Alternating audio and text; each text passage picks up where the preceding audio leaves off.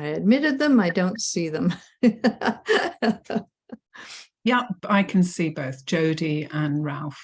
We have there. Hi, both of you. Welcome, welcome.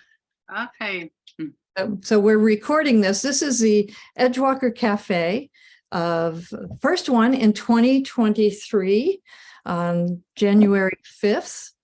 And we have a special guest that Patricia is going to introduce. As I welcome you into this Edgewalker community space, I have wonderful wishes for a new year for all of us and for all of humanity, that we live on the edge of all our possibilities. The world really needs us, our gifts, our vision, and our ability to manifest something new in this new era. So I'm going to turn it now over to Senior Edgewalker Associate Patricia Campanile, who will introduce our guest and introduce what we're doing today. Over to you, Patricia. Thank you so much, Judy, and my fellow Edgewalkers, and welcome everyone who is joining us today, wherever you are on this beautiful planet. Happy New Year. Lovely to be here and introduce a longtime friend and colleague of mine, Aimee Bernstein. Aimee wrote a wonderful book called Stress Less, Achieve More, Simple Ways to Turn Pressure into a Positive Force in Your Life. It's a fabulous book. I think something that is especially timely now. So I'm just going to share a little bit about Aimee, and then we're going to have a conversation with her and some experiential exercises that I think will be really great and interactive. So I'm very excited to be here and have all of you. So thank you. So Aimee's passion and purpose is to help people, teams and organizations unleash their potential. Her work liberates leaders from limited mindsets, behaviors, and energy habits in order to successfully navigate disruptive times. Her clients have included Chanel, the Port of Singapore, Colgate-Palmolive, and Microsoft, as well as numerous nonprofit organizations and municipalities. And I know this firsthand, that Aimee's a thought leader in stress reduction and wellness cultures. Her book, Stress Less, Achieve More, Simple Ways to Turn Pressure into a positive force in your life, guides leaders and their teams in using pressure to develop self-mastery and high performance with raising consciousness. I probably should have my glasses on. I'm sorry about that. The book is available in English, Arabic, and Mandarin. It has been voted one of the 17 most inspiring books to read by Thrive Global, which is fabulous. Aimee is listed as a who's who in American women. She's the creator of a wonderful program called The Roar of the More. It's a virtual, interactive, mind-body energy training and coaching series. It helps you to clarify who you are becoming, identify any limited beliefs you might have, behaviors and energetic habits that are holding you back, and guides you to amplify and upgrade more conscious versions of who you really are. I love that. Her approach is a blend of the energy principles and practices of Aikido, which she has trained in for 40 years, her psychology, and also meditation. Aimee's website is Open Minded Ventures. She's received a master's degree in counseling from Boston University and interned at Massachusetts General Hospital, and under the auspices of Harvard Medical School. And Aimee lives in Southeast Florida, and we are really happy to have you here, Aimee. Welcome. Thank you for your patience with the bio, and welcome everybody. Thank you so much. How are you today, Aimee? And welcome to our Edgewalker Cafe. Thank you so much. It's really an honor to be here. So thank you for inviting me. So we were connecting a bit the other day, and one of the things we talked about, especially as we enter this new year and really we're on kind of precipice of new times, is why right now is focusing on planting seeds for evolutionary consciousness so important? Hey, as edge walkers, I assume all of you recognize that the consciousness of the world is changing. Consciousness is energy. Energy has a frequency.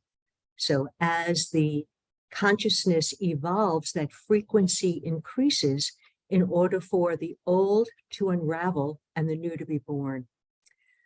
Now, people don't say to themselves, oh, the frequency is increasing. What they say to themselves is, I'm under pressure. I feel stressed. I'm anxious. I'm depressed. And then they tell stories about why they're anxious or depressed or stressed or whatever. And it's not that the stories aren't true.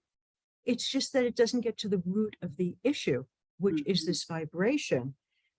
So we don't necessarily find a new way to relate to this energy.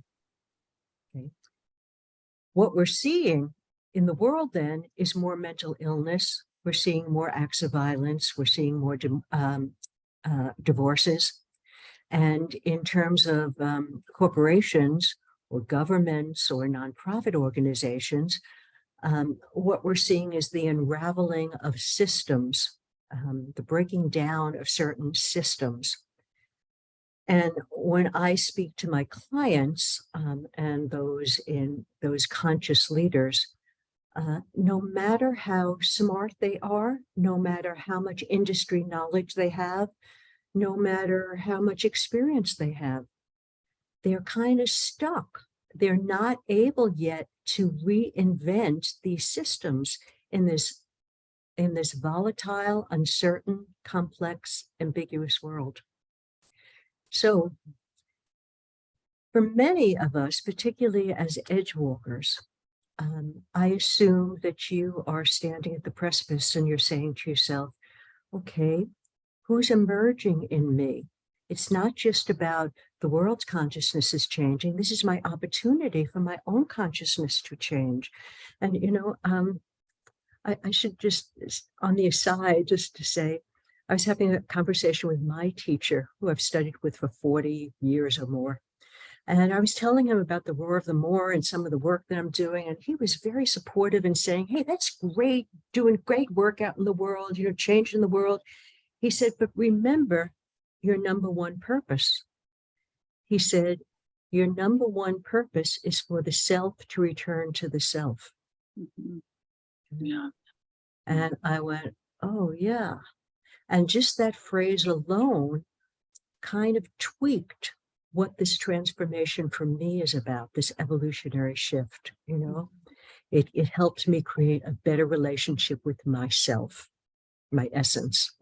So many of you, you know, if you have the eyes to hear and the ears to, the eyes to see, the ears to hear, you know, you're standing going, okay, what is this? Who's emerging? What is the new chapter in my life going to be like? You know, what is it that I want right now? And so I think it's important to begin to plant some seeds for evolving your consciousness, because who you were isn't who is going to take you into this next chapter. And if you can begin to sense, feel it, experience it, this emergence that's happening, you're at a better opportunity to see the clues that life is passing to you. Wonderfully put, Aimee. And I think that a lot of us are, particularly as an Edgewalker Cafe, can resonate and relate to what it is that you're sharing. And I'm curious about is, you know, what is your formula of transformation? I know about a lot of the successful work you've heard in corporations and working with teams and leaders and groups. And what is there a particular formula or exercise that you use or teach that you could share with us today? Okay. My formula is really simple. It's awareness plus what I call here-ness or presence creates the transformation. It creates the larger capacity to create skillful action in order to deal with challenging situations. So in our society, in modern life, we're taught basically to be aware, to have the information, right? In fact, I look at my Facebook page and it's filled with spiritual truisms. Mm. Okay. But if awareness alone was the thing that created transformation, then everybody's New Year resolution would happen, right? Right? You have all the insights, the information, but hey, wait, but it doesn't. And, you know, the other thing that I've noticed over 40 years is that when you listen to the spiritual gurus, they're all talking in absolutes. We are one. We are love. I am God, and so are you. Now, yes, that's true. But how many of them live that 24/7, you know? I mean, even when you have spiritual awakenings, big experiences, you know, and I can say this personally, big experiences, you know, 2 days later, you're a jerk saying something that you wish you could take back, right? Your ego gets, oh, hello, right? There you are again. So wait a second, we're human beings, you know, yes, we're energy beings, but we're also human beings, you know, and we're in process. So I'm keeping the absolute, even though I think it's important to know, to Christ and Buddha, because that's where they're playing. But Bernstein ain't playing there yet. You know, I'm on my way. What I've noticed is that the self operates in different dimensions, from the most gross, physical, to finer, all the way to true self or soul. Okay. My interest is in shifting to a finer version of self. I've learned how to do that quickly, and I'll share a little bit with you later on. But for now, you know, I think it's important for us to recognize that we need to be embodied. We need to have that here-ness. Mhm. And when you have that here-ness, that's when you connect with your emotions, your sensations, and your intuition. And that perception, that expanded perception, is that which opens you to recognize the clues of life, so that you can begin to go with the flow of life. Mhm. You know, you're not going off your ego, your will. Einstein said that all knowledge is experiential. So what I'd like to do, and I know that, by the way, every inner journey has a starting place. So I'd like to lead you through an experiential practice in which you can begin to notice, without shame, without blame, without stories, right? What are the energetic habits that you have in terms of your attention that are limiting you? Okay. So if you're willing to play along with me, what I'd like you to do is to feel something vertical going from above your head all the way down through your physical body, down into the ground. Okay. And we're going to call that center. Now, maybe you pick it up as a light, a pole, a cylinder, you know, however you pick it up, that's fine. Just kind of feel that. Okay. And now what I'd like you to do is to feel how far out your energy radiates from that center into the field in front of you.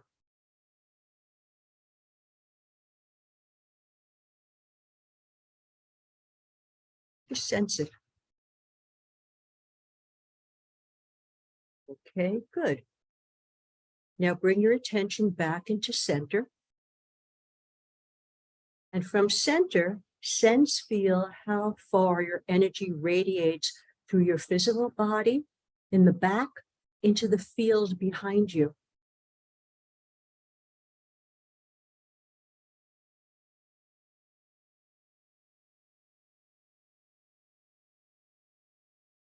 And notice, are they equal, or is one half dominant?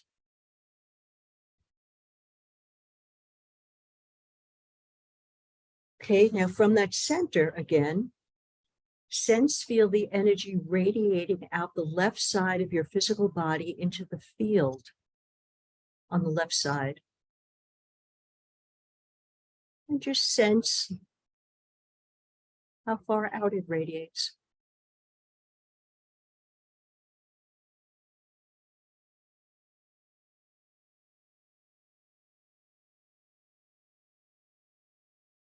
Now from that center again, sense, feel the energy moving through the right side of your body into the field on the right. Notice how far it radiates out. So as you're noticing it, yeah, it's your torso, but it's also your legs, your ankles, your head, your whole being. How far out does that energy radiate?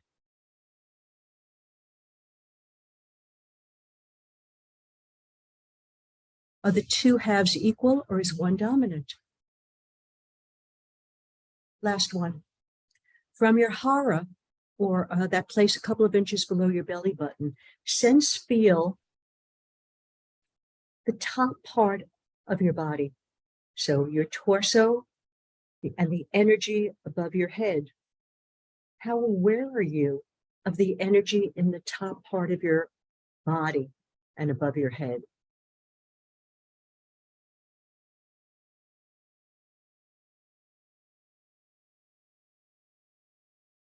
Now from your belly button, your lower belly, your hara, a couple of inches below your belly button, sense, feel the bottom part of you.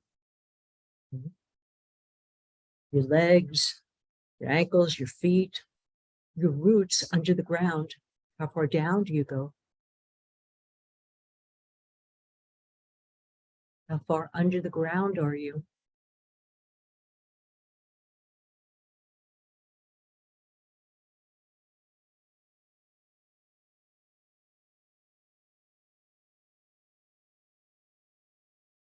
Now, are the two halves equal, or is one dominant?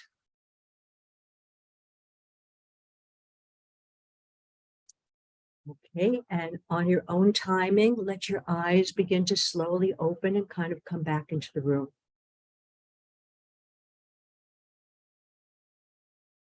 Now, why is this important? Why am I bothering to do this? Okay, just as a show of hands, how many of you were more aware of the front than you were of the back? Anybody? Yeah. Okay, how many of you were more aware of the back than you were of the front?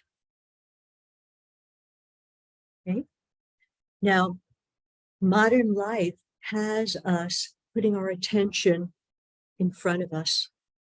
All the things we have to do, our to-do list, our smartphones, or all of that stuff. Everything is out there, other people, situations.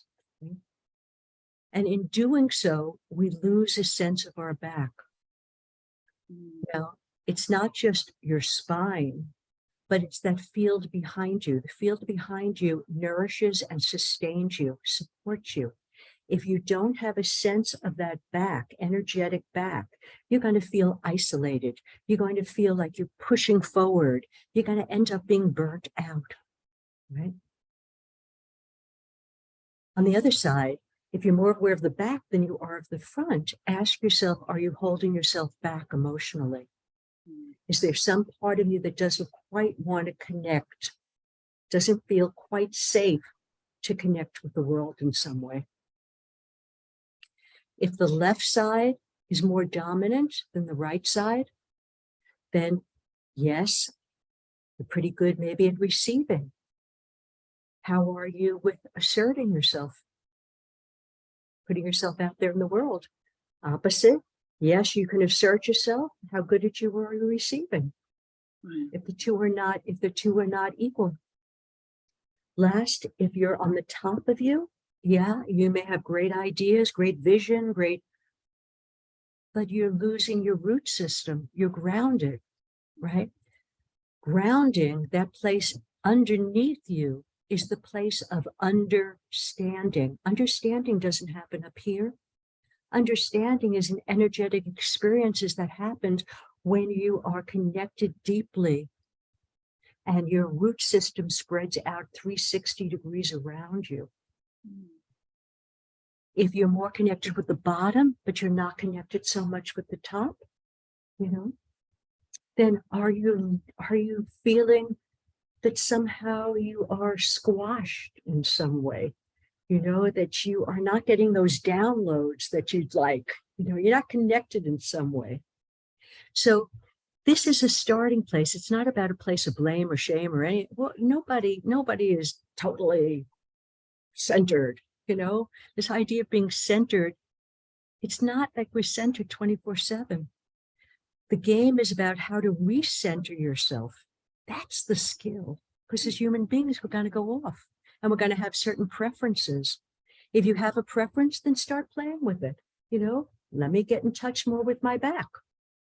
So, there are ways that I teach ways to get in touch with your back. If you're not so grounded, if you're more in your head, I say to people, I'll tell you one little story. I was working with a CEO of a construction company in Canada, and the guy would run from meeting to meeting, meeting to meeting. Nice guy. But he'd get into a meeting and he'd be so rushed and so that he'd be in his head and he wouldn't really be sensitive to the people around him, and he'd say things sometimes that would hurt people. So I said to him, when you get out of your car, stand with elephant feet. And then walk with elephant feet. Okay, elephant feet, thick, wide, heavy feet, right? Big, thick toes. If you play the game and walk with elephant feet, right, it slows you down. Now, it didn't slow him down enough that he's late for meetings, but it slowed him down enough that he got into his mind body and he was more perceptive and more receptive in terms of what people were saying, right? So play with it. You walk in, you're in a meeting, you're getting nervous, you're elephant feet.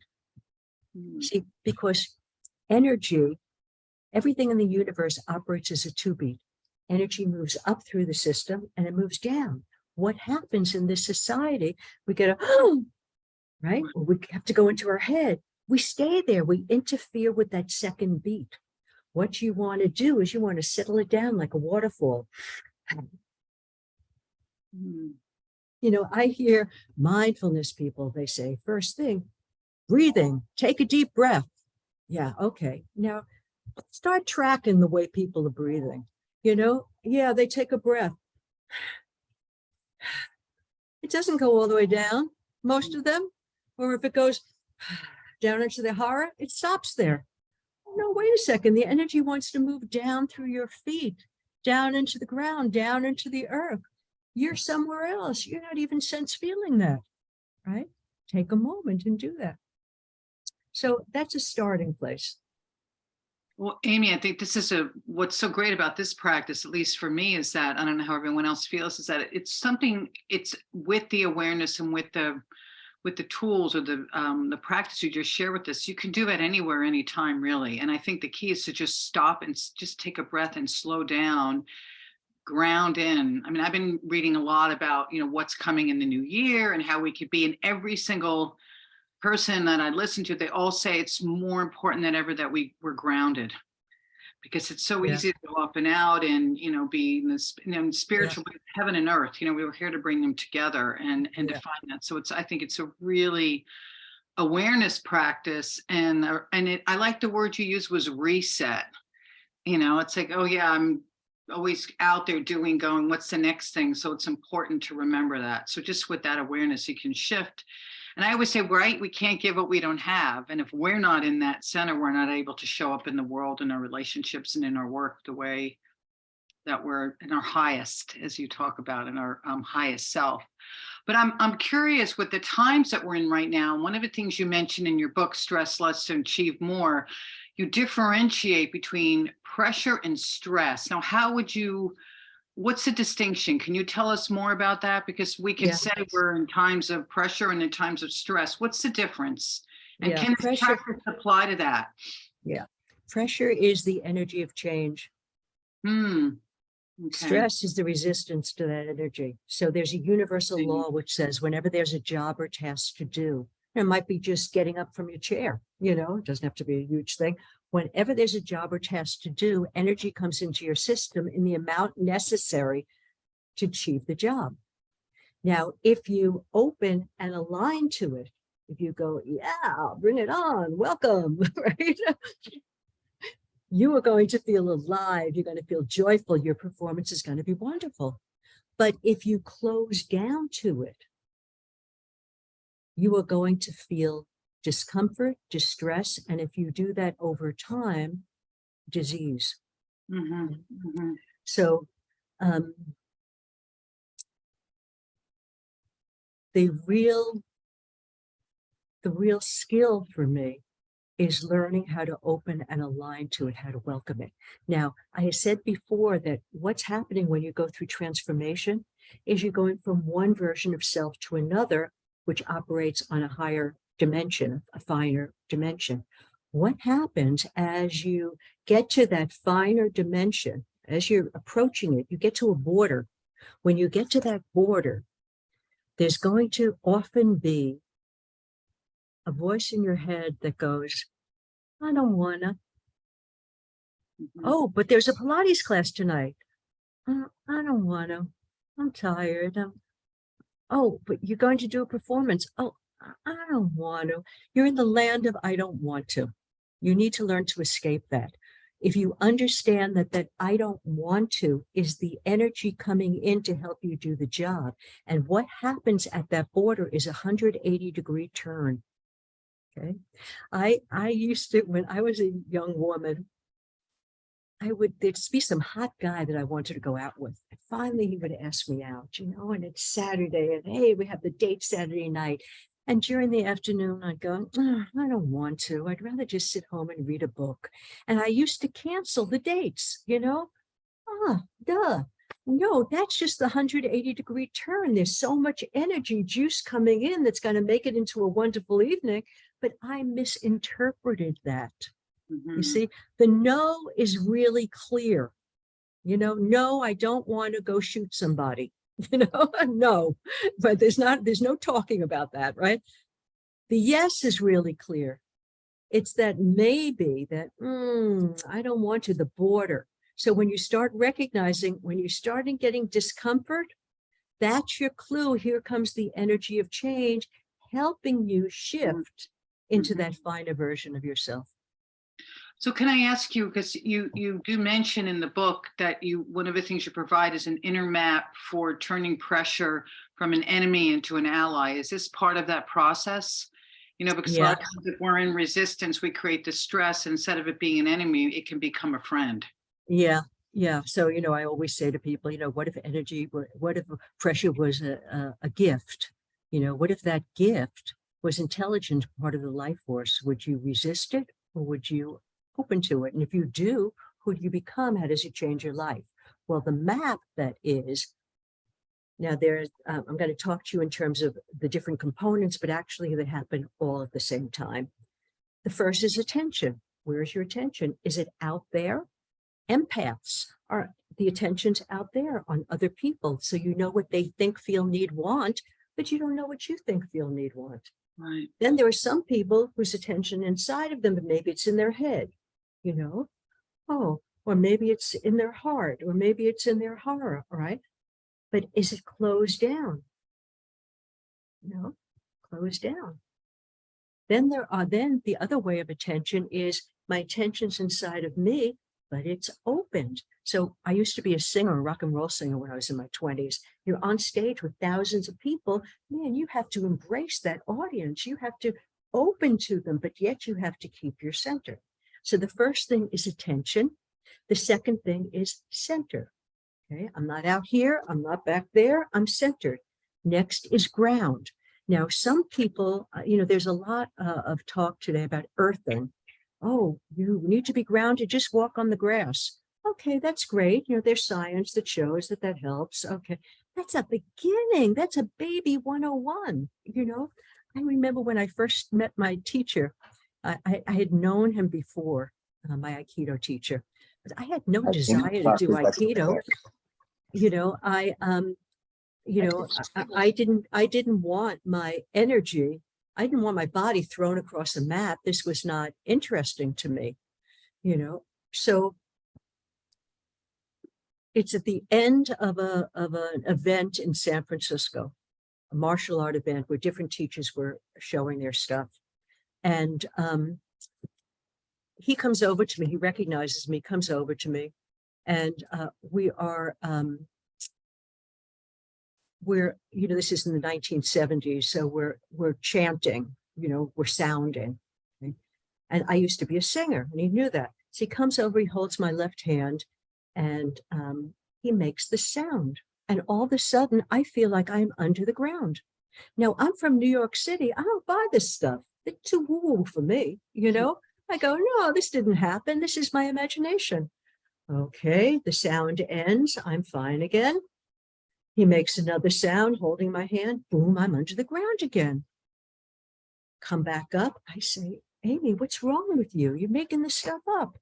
Happened 3 times where I'm under the ground, not physically, of course, but energetically, I am deep under the ground. I said, this guy knows something that I don't. I'm going to go study with him. That to me, being all the way in the ground, under the ground, that's grounding, The next piece is when you go down, it's like a ripple you throw a rock in the lake and it expands, it ripples out. Okay, same thing happens. You ground your energy, it begins to expand. You get chi flow, energy flow, right? When that energy flows, you open, well, now you're more spacious. Now you have a larger capacity, right? Now you're able to shift into that finer version of you. So those are the inner components which actually happen every time. But you'll start noticing, oh yeah, I'm really good with centering, but I'm not very grounded, or I'm grounded, but I don't really extend my energy. Whatever your thing is, that's a starting point. Right. Mm-hmm. So really, you're just so articulate in your teaching, you're facilitating about this. It's so important because I know for a lot of people, I've been coaching a while, and you and I have been colleagues forever. It seems like at least 20 years. A lot of people don't feel really safe being grounded. Yet they don't feel like being fully present whether it's the stress of the world or their backgrounds or whatever it may be. And I'm recognizing that grounding is great, but it's the centeredness in the grounding that creates that feel, that creates that, I'm using the word safety, but that presence, whatever it may be, because you can be grounded and be like this, right? So I think having am I correct there? The practice of being centered in that is also key to have those together. I don't know if I'm explaining that right, the question. Yeah, they are components together, but here's the thing. We live in a world where people want to be high. They want to be happy. Sure. They don't want to go down. They want the light. Mm-hmm. They don't want the dark. But as Joseph Campbell would say, it's in the dark. It's in the dark that the treasures of who you are exist, right? They used to believe that a star going through the dark matter would die. Now they know, no, it's reborn. Similarly, if you downtime is so important, okay, you're a little depressed, easy here. What you want to do is, instead of going, I'm depressed, no, I'm down. Let me just sit down and spread out, just like, let me go into the mud. Let me go into the deep ground. Let me go into, whatever you're experiencing down there, and just spread out. And as you spread out into that darkness, there will come a time where you will begin to emerge up again. Don't rush it. When you emerge up, you will come up as a finer version of self. Mm-hmm. Okay? So we have a misunderstanding about that dark. Yeah, thank you for that, Aimee. Thank you for that answer. And I know it kind of leads me to one of the things we were talking about is that usually we say the prescription for creating a less stressful life is to exercise, sleep 8 hours a night, eat well, meditate, all of those things that are obviously all very beneficial practices. But in your book, you say that that's often not enough. Could you expound on that or explain a little more? Yeah, I mean, yes, and I totally agree. If you do meditate, you do yoga, hey, keep on keeping on, However, you can't do yoga poses in between back-to-back meetings. And how many of us think of it, say they're going to go to the gym every night, and they go to the gym. Most people don't. Okay. And you meditate in the morning and you're feeling really good. And then you get on the highway and there's gridlock and you're late for the client. Are you still in the Zen zone? I don't think so. Mhm. We have a misunderstanding. See, all that stuff is great, but we have a misunderstanding. We think we got to go do something, do another activity in order to relax, to be less stressed. No, we got to bass backwards. We got to stop doing that, which is creating the stress. That means you got to be a master, in terms of sense feeling your own being. Mhm. That's the game. It's sense feeling where you're at without judgments, without stories, just yes. And what else? What's next?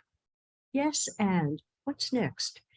And if you sense feel it, it begins to move and change. You want to trust the body's intelligence. Thank you. It just makes you feel, I know it's empowering, and I don't know why this came to my own mind. It's like I'd say being my own best friend, but there's something about that I can just do this. It's a moment to moment choice, depending on what's going on for me in a practice. And it's also very integrative. I can imagine, what do they say? It takes 21 days to create a habit or something, but that's the more and more you do this, the more awareness and the more you practice it, I would imagine over time, it becomes more second nature. You can just go into that place. Yeah. Would you say that? Yeah. Yeah, it does. And does it mean that you're never gonna forget? No.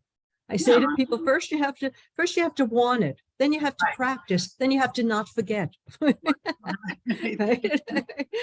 Exactly. Well, and I know as a result of a lot of your book and a lot of this work that you've done in corporations and elsewhere, and the difference that you've made, you recently created a program, and I'm really excited to share with everybody, and I mentioned it in the bio.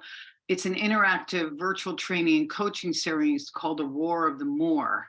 And rather than me read about it, can you tell us what inspired you to create this and how that's been working for your participants, and how that's integrating some of what you're talking about today? Yeah, it came in a dream. I had a dream where I'm looking at my computer and a red curtain opens, and the boxes, and there are people there and they're singing. And I call my mother over, who looks like she's 30. Now, my mother is deceased, but this is her soul, right? It looks like she's 30. She comes over. I say, Mom, I can't believe that I created this. This is amazing. Okay. In the morning, I hear, when the message from your core tells you you are more, don't shrink, don't think, believe it. When the message from your soul tells you you are whole, don't shrink, don't think, believe it. And that was the beginning of the Roar of the More. Its pieces, it was taking the work that I've done for 40 years with some new stuff and putting it together. So it starts with an NLP, exercise, who's emerging in you, sense feel who's emerging in you. Go to the Enneagram. This is your personality type, your biases, your boundaries, all that stuff, your stress, pressure, tendencies. Then we go to map of transitions. So as you're going through this journey of emergence, it's good to know where you are so that you don't think, oh, you messed up. Oh, that's part of the stage. It's good to know the stages. Then I take people into the experiential. So we do work on where is your attention, how to bring it back, center, how to come back to center when you're off center, how to ground, how to open, key flow. Okay. And then we do, we'll take a look at what are your limited mindsets, and ask them to pick one. And I give them some ways, I give them two different ways to shift the mindsets. One's cognitive approach, and one is an energy approach. I don't do hypnosis, though I've been trained as a hypnotherapist because I'm afraid of opening people's trauma, and then I'm gone and they got their trauma. So I think that's unethical. So I don't do that, you know. But I do teach them a process for shifting into a finer version of themselves really fast, calling up energy in the system so that you can do the job. So like if you're presenting, here comes the energy to help me present, or, you know, here comes the energy to help me ground, or here comes the energy to whatever it is. So we go through that process together, and then the process of shifting into a finer version of themselves. And that's the work that I'm doing. Wow, So it's really it exciting. follows my formula, you know, awareness plus here-ness, and that creates that finer version of self. Is this something that you offer every year or once a year? Or do you have certain time frames in which you do this? And are there so many participants? I mean, Yeah, think I beginning keep of it, the I year keep it, starting. Yeah, it's a great yeah, time to launch that. yeah, Yeah. I keep it to, I don't ever have more than 10 people. Sometimes I Okay. might have 5. I Mhm. don't want a bit, I mean, I know the money is with have hundreds of people, but you know, but the work is very intimate. I want to be able to say, oh, so and so, more back. You know, I noticed that, you know, or help people through as part of the more of the more, each person gets a half an hour one-on-one coaching session. You get your Enneagram assessment, and you get manuals and workbooks, and all that kind of stuff comes with it. I've done it initially. When I started doing it, I did it with people who knew my work. They were consultants and coaches and executives, and, you know, an artist. And recently I approached Children's Service Council in Broward County, who I do webinars for. And they said, no, it's too expensive. You know, we don't do series. And 3 months later, I asked them again. I got the same response. And then Uvalde happened. And they called me up and they said, we are so tired of children getting killed in mass killings. We need to change the consciousness of the world. So I did the program with 10 nonprofit leaders. I'm doing it again next week. I'm starting on the 10th, Tuesday the 10th. If any of you are interested in joining or want to know more about it, tonight at 7 o'clock, I'm doing like 20 minutes or so Eastern time, where I'm going to answer people's questions and, you know, talk a little bit about the process and all of that. So, what I decided to do this time, because I felt like the new year was so vague for people. You know, they knew what they were leaving behind, but they weren't sure where they're going, that I cut the price in half. So instead of $11.95, it's now $6.50 if you join this time. I don't know when I'll do it next time. Okay. So we'll see. We'll Okay. see. So I was going to open up the next maybe 5 to 10 minutes for any questions, if any, Q&A, if anybody had anything they wanted to ask you. But before, is there anything else you want to share before I open up the floor for anyone who maybe wants to ask something? And it's about How much time do I have? Well, Patricia? we have about 15 more minutes for the cafe, and I know we want to make some announcements at the end. So maybe we have about 10 more minutes, you and I together, or for yourself, including the question and answer. So there's something else you want to. Yeah, I want to do a really simple practice with you. Sure. Just great. Let's do it. Really quick one. Okay, what I want you to do is put your hands in front of you. Okay. And don't let them touch. Put your attention in between your hands. And very slowly, frame by frame, open your hands. Very, very slowly.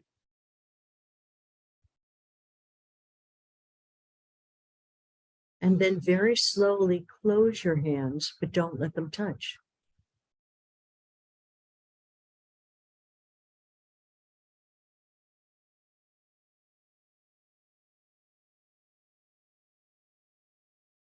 And on your own timing, just keep doing this.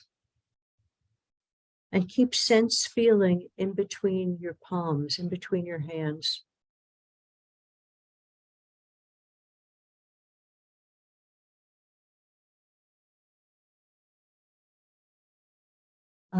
If you want to, please unmute and let me know, are you sensing anything in between your hands, anybody?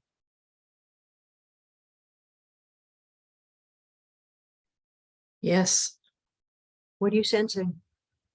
I sense and see kind of energetic threads of light, kind of almost like stretching taffy. Yeah. Yeah. Okay. Okay, keep going. Keep going. And now what I'd like you to do is to open up your hands a little bit more, but that you can still keep feeling that energy. Now, different people pick it up different ways. Some people pick it up as heat or tingling. Whatever you're feeling is correct, right? Just keep that feeling going and begin to open it up. And then close it, but don't let them touch.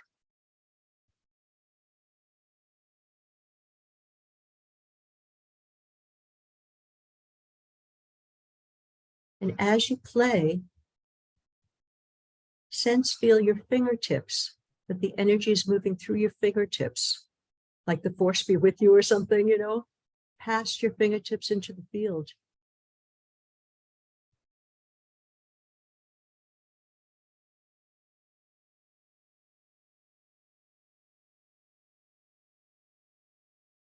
And keep opening up larger and larger.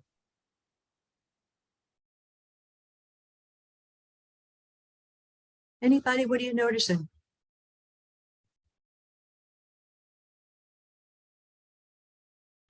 Yeah, what are you noticing? Mine is feeling like an energetic slinky almost. Yeah. It's going in and out, but it's also sort of lift curving and then coming back in alignment. Mm-hmm. Yeah, now energetic slinky. Energy moves in spirals. Isn't that interesting? A slinky. Okay. Keep going. And let it open as much as it can open and still feel it.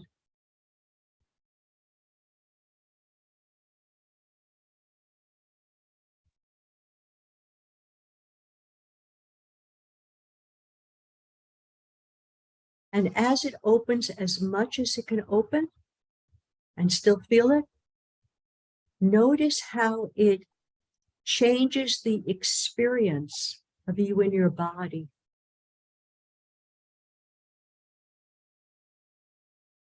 So for me, I feel this huge circle around me, behind my back, front, big circle. And I notice a smile is beginning to come on my face. What are you noticing?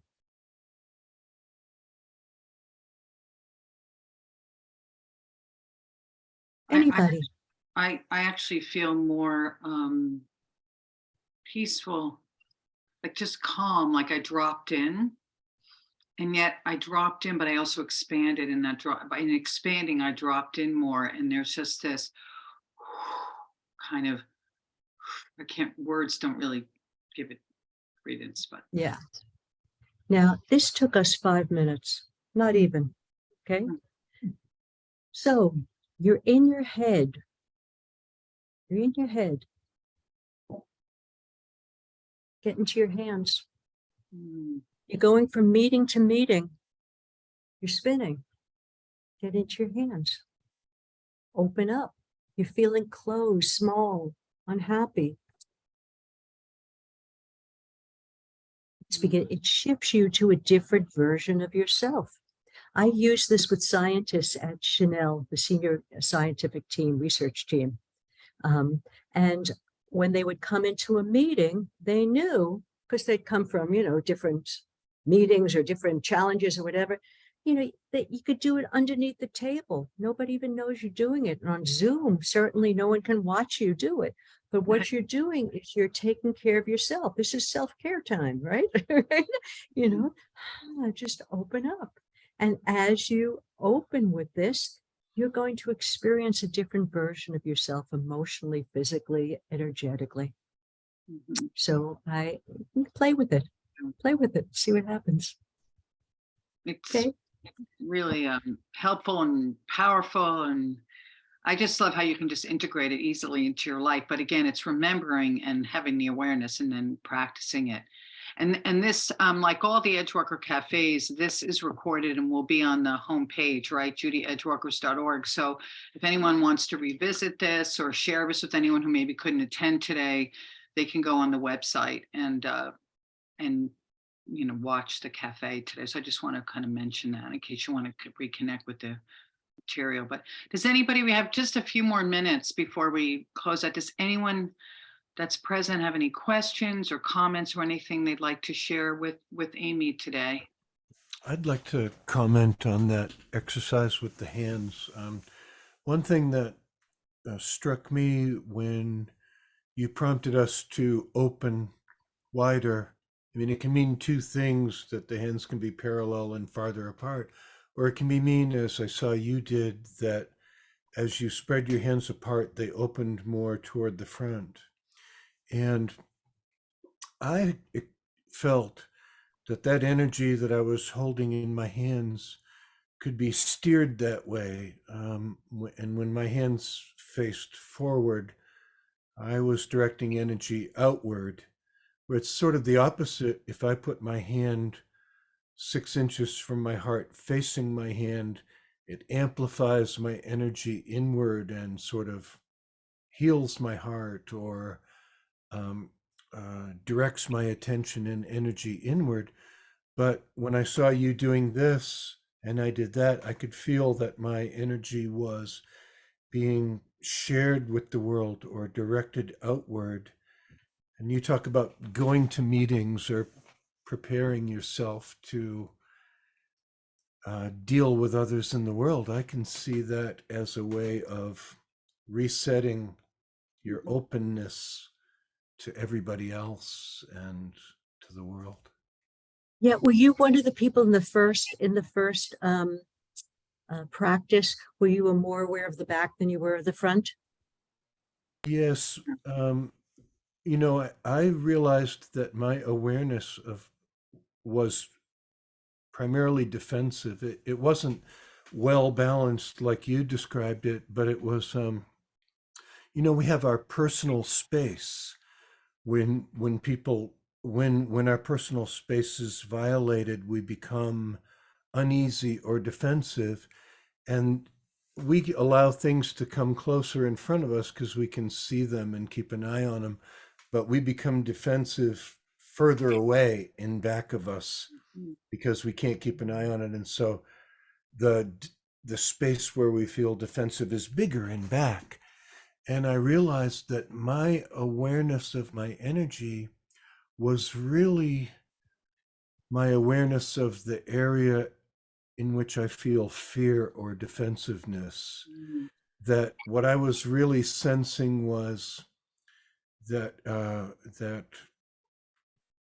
my area of vulnerability. So instead of my relationship with my energy field being expanding myself into the universe in a healthy way, my relationship with my energy field is my worry about my own vulnerability and safety. And that what I was really experiencing was that oval shaped area of personal space that where the boundary where I begin to feel uneasy and stuff. And so I'm not as energetically enlightened as I thought I was by a mile.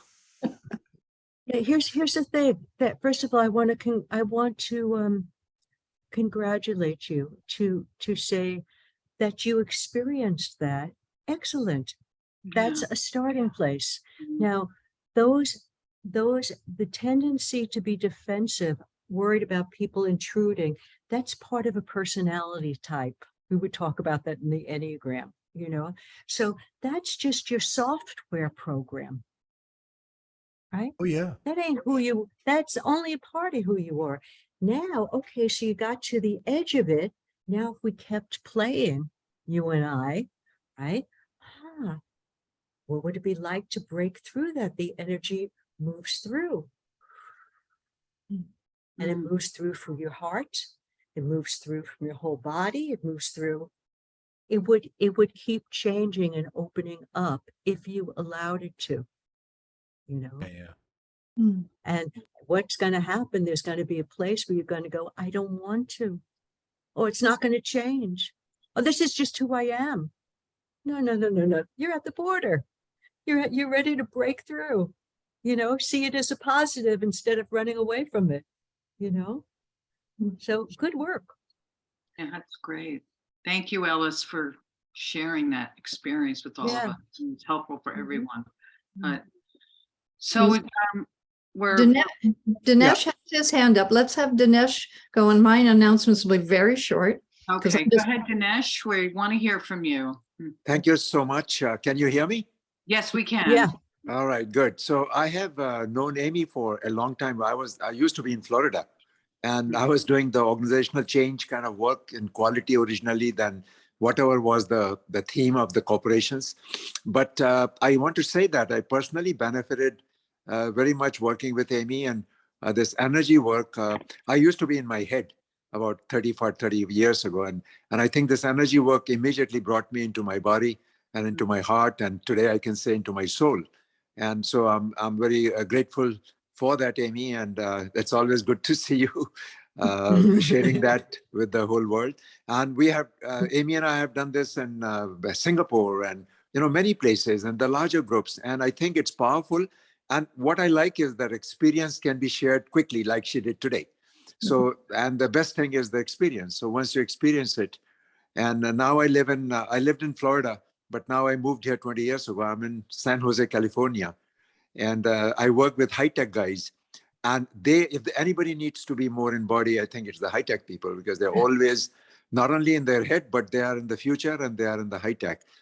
So I also go with them into the future. And Aimee keeps me grounded and brings me back back to our planet Earth. So just wanted to say, great job.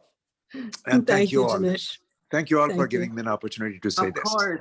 Dinesh, lovely to meet you. Aimee shared who you are over time since I've known her. So it's wonderful that you're here with us today. Thank you so much for your sharing and your contributing.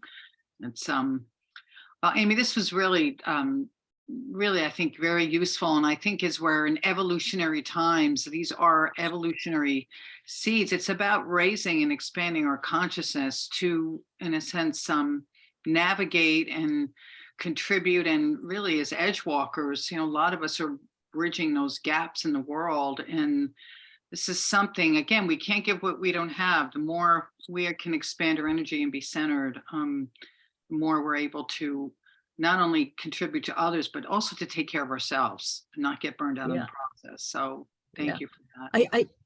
Excuse me, I'm sorry. Okay. I just wanted to say that if any of you are interested in my series, The Roar of the More, if you go to my website, openmindadventures.com, you'll see on the menu bar, Roar of the More. If you click through it, there's a little video, but there's also at the end, a place where you can participate in the Zoom call. You register and an email will be sent to you for tonight's call. If you don't have the time tonight or whatever, just contact me at Aimee@openmindadventures.com. We'll set up a time to talk, Remember that the class starts on Tuesday, the 10th. So if you have interest, let's have a conversation. Thanks. Thank you, Aimee, Patricia. thank you so much. This has been really inspiring, and I don't know, I just really feel a sense of the community here. It's I'm so glad that you're with us. Thank you for your time and your Thank you. your treasure and your gifts and who you are in the world and to Thank us. you. I'm really Thank you. grateful. So Judy, I know you wanted, and Sandra, I think you're going to be facilitating the next Edgeworker Cafe, and then any other announcements. Okay, thank you, Aimee. This was really delicious. Oh, good, good, good, good. So you're glad you wrote the testimonial for my book, huh? Any more you need, let me know. I will talk about how you walk on water. Thank you so much. So I'm going to turn it over to Sandra in a minute to talk about the next Edgewalker Cafe. But if you are not a part of the Edgewalker community yet and would like to know more about what we do, just go to the website and sign up for our newsletter. We send out 1 or 2 or 3 announcements a month just to talk about what's going on with the cafes and other resources that might help you to walk on the edge of all your possibilities. So thank you for being with us. Sign up for our newsletter and come back next month to our next Edgewalker Cafe that Sandra's going to tell us about. Yes, Sandra. hi, thank you. Hi, everyone, and thank you, Amy. Yes, the next cafe is Thursday, February 2nd, and it will be at 11 a.m. Eastern Time. It's with a friend of mine from college, Joseph R. Lee, who is a Jungian analyst in Virginia Beach, Virginia, and he is one of the co-creators of the very wonderful and popular podcast, This Jungian Life. And he is going to be doing a presentation on the alchemy of change, ancient wisdom for modern challenges. And he writes, for over 2,000 years, visionary thinkers have been intrigued by the possibilities of transformation, the promise of turning common elements like lead into precious gold fueled by their imaginations. In 1928, the eminent Swiss psychiatrist Jung turned his attention to Chinese alchemy and found an intuitive brilliance in its descriptions and images that clarified his understanding of human potential. These ancient allegories depicted a sequence of changes that could be applied to personal and even organizational problems, offering a way to liberate deep authenticity from the contaminants of historical paradigms. In this presentation, we will explore 3 essential aspects of facilitating inner and outer change. 1, creating a space for transformation. 2, building optimal stress to activate change. And 3, separating the authentic from the oppressive. More edges of every day to explore. Thank you, Sandra. And Sandra is a newly certified Edgewalker facilitator. And we're so thrilled to have you a part of our community, Sandra. And you are also the host of the podcast, Edge of Every Day. So just take a minute to share that with people, because it's just another playground for Edgewalkers. You're doing such good work. So please share that. Thank you so much, Judy. And yes, I have a podcast that goes live on talkradio.nyc on Monday nights at 7 p.m. Eastern Time, called The Edge of Every Day. And Amy, you will appreciate this. We go into both the shadow, the edge being the balancing like yin and yang of the light and the darkness, the embrace of both, the balance of both, the beautiful dance of the opposites, and how that manifests in our journeys. And so each of the guests that I bring on, we talk about a specific edge in their work and how they've explored it and what they've learned around it and what wisdom they can share about it. So again, that's on Monday nights, 7 p.m. on talkradio.nyc. Oh, and also you can find past episodes on my YouTube channel, Sandra Bargman, on the Edge of Every Day. Thank you so much, Judy. Thank you, Sandra. Thank you. So, back to you, Patricia. Oh, okay. Well, I think it's just, everyone, wherever you are in your time zone or wherever you transition into feeling the higher version, a finer version of yourself. Right?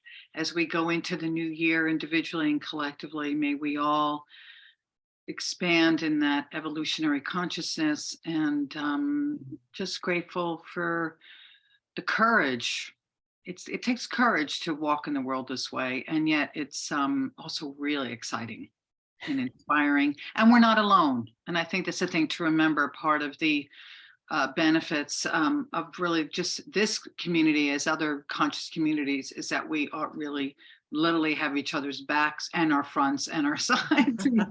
So I wanted to just say thank you to all of you, and Aimee, again, my friend and my dear colleague, thank you for your time and blessings. Thank you. And I look forward to being in touch and seeing you all next month. Thank you. Thank you. Thank you. Thank you. Thank you. Thank you, everybody. Bye.